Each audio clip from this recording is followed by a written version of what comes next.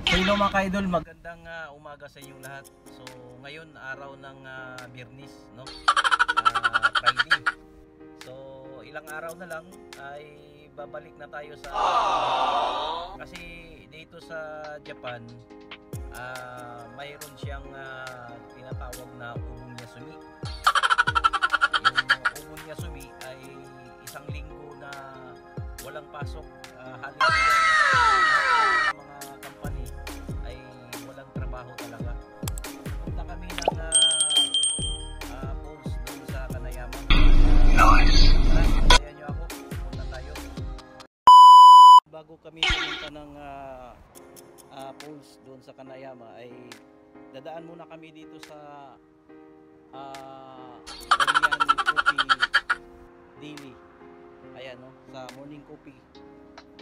Ayan mo, ayan. So, saan kami muna dito, mag morning coffee muna kami. Okay? So, dito kami ngayon sa loob ng restaurant at order muna kami ng morning coffee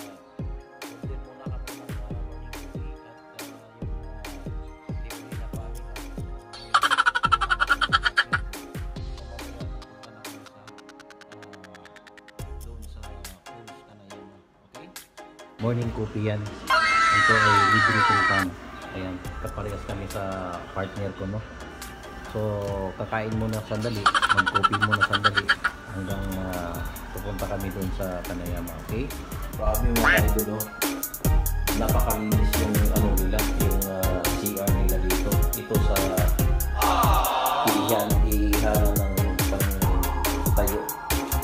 Dito yung control nila.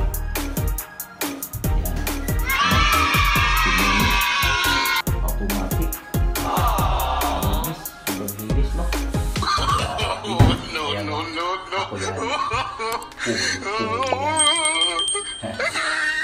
So mga ka-idol, nandito na kami sa Buju Falls. Dito yung mapa niya. Ayan, makita ko yung mapa niya. Ayan, ang daming mga falls dyan. So pupunta kami dyan sa mga falls na yan. Saan tong falls dito. So ayan, dito yung number 1 na falls na mga ka-idol. Ito, number 1. Number 2.